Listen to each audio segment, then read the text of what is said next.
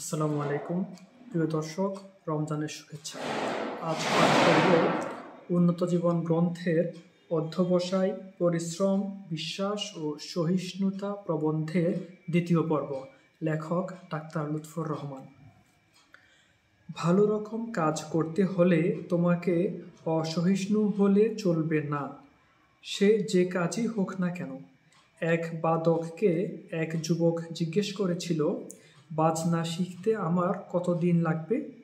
তিনি বলেছিলেন, প্রত্যহ 12 ঘন্টা করে যদি পরিশ্রম করো তাহলে 20 বছর লাগবে। এক পণ্ডিত বললেন, যে ব্যক্তি ধীরভাবে অপেক্ষা করে সেই সফল হতে পারে। বস্তুত কতকাল অপেক্ষা করতে হবে তা কে জানে? আশায় বুক বেঁধে খোদাকে ভরসা করে কাজ করতে থাকো, তুমি সফল হবে। সাধনাকে আনন্দ দিয়ে পূর্ণ করে তোলো। কবে তুমি কৃতকার্য হবে সে কথা ভেবো না, তাহলে সাধনায় ক্লান্তি আসবে। ব্যর্থতা তোমাকে ভেঙে দেবে। আনন্দ ভরা সাধনা, নিয়ত ফল সম্বন্ধে উদাসীন তোমার মন ধীরে ধীরে অজ্ঞাতসারে তোমার গন্তব্যস্থানে নিয়ে যাবে।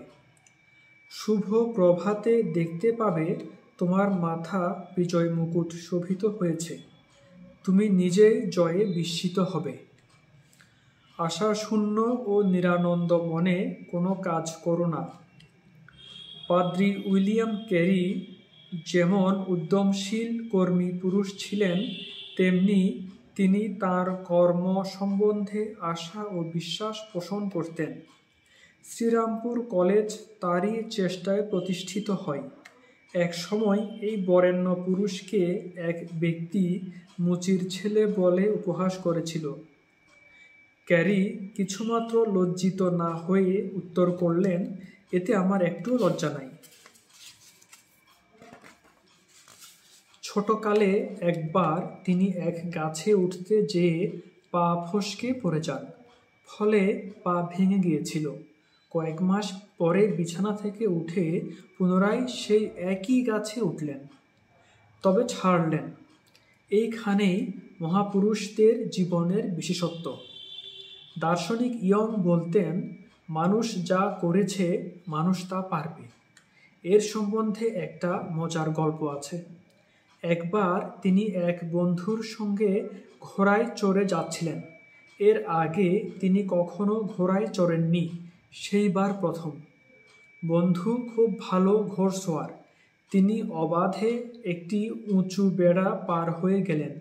ইয়ং এরও ইচ্ছা হলো বেড়া টপকে যান। যে কোনো কালে ঘোড়ায় চড়েনি, তার পক্ষে কাজটা সহজ নয়। লাফ দিতে গিয়ে ঘোড়া হতে পড়ে গেলেন। ক্ষুণ্ণ না হয়ে দ্বিতীয়বার চেষ্টা করলেন। এবারে ঘোড়া থেকে পড়লেন না ঠিক, কিন্তু ঘোড়ার গলা জড়িয়ে থাকতে হয়েছিল। আবার চেষ্টা, এবার কৃতকার্য হলেন।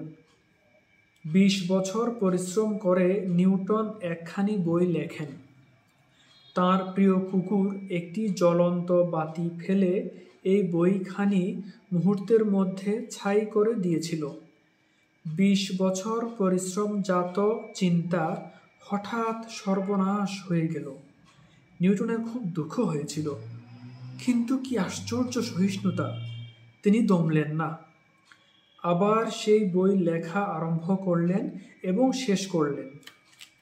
কার্লাইল ফরাসি বিপ্লবের ইতিহাস লিখে এক প্রতিবেশী সাহিত্যিককে পড়তে দেন। বন্ধু মহোদয় বইখানি ভুলবশত বাইরেই ফেলে রাখেন, ফলে বইখানি হারিয়ে গেল। অনুসন্ধানে জানা গেল, বাড়ির চাকরানী বাজে কাগজ মনে করে মূল্যবান গ্রন্থখানি পুড়িয়ে ফেলেছে।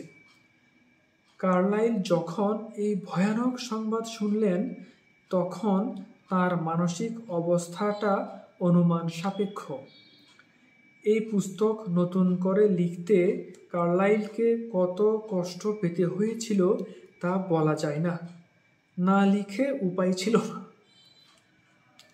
কঠিন অধ্যবসায়, ধীরতা, এবং মনের বলে তিনি আবার সেই বই লিখলেন। কার্লাইলের এই ধীরতা ও মনের বল যার বর্ণনায় বিস্ময়াবহ। ধন্যবাদ।